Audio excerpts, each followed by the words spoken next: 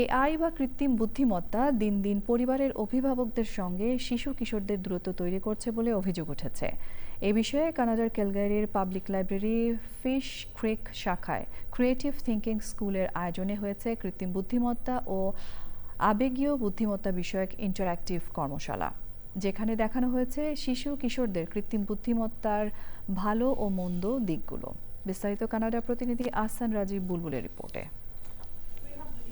Neuro Creator AI Powered Emotional Intelligence Workshop for Children শিরোনামে কর্মশালায় শিশুরা শিখেছে সৃজনশীল ও আবেগের বহিঃপ্রকাশ। দেখানো হয় শিল্প ও রঙের মাধ্যমে সৃজনশীল আবেগের প্রকাশ। এখানে আমরা ছোট বাচ্চাদের এবং প্যারেন্টসদেরকে আর্টিফিশিয়াল ইন্টেলিজেন্স মানে কৃত্রিম বুদ্ধিমত্তার সাথে প্রযুক্তির যে বন্ধন, সেখানে কতটা আমাদের শিশুরা নিরাপদ, সেখানে আমাদের এই সচেতনতা। কর্মশালায় উঠে আসে এআই মোবাইল ফোনের প্রতি শিশু কিশোরদের ঝুঁকে পড়ার বিভিন্ন দিক।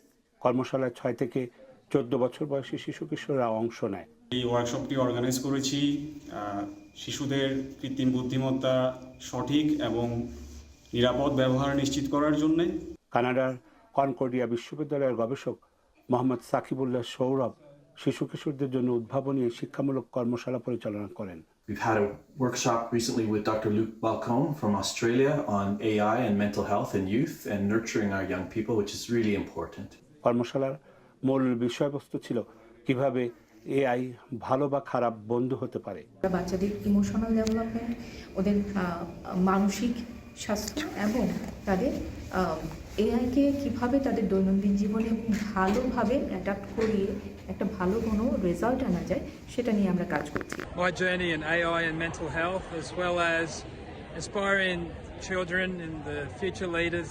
বিশেষ এই কর্মশালায় প্রযুক্তি এবং আবেগ উভয়কেই কিভাবে ইতিবাচকভাবে ব্যবহার করা যায় তার উপর গুরুত্ব আরোপ করা হয়। দিন দিন আমাদের সন্তানেরা ঝুঁকে পড়ছে প্রযুক্তির দিকে, আর আমরা হারিয়ে যাচ্ছি আমাদের সন্তানদের ভালোবাসা, আবেগ আর বন্ধন থেকে।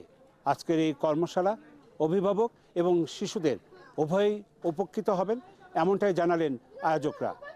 কানাডার ক্যালগারি থেকে আহসান রাজীব বুলবুল, চ্যানেল আই।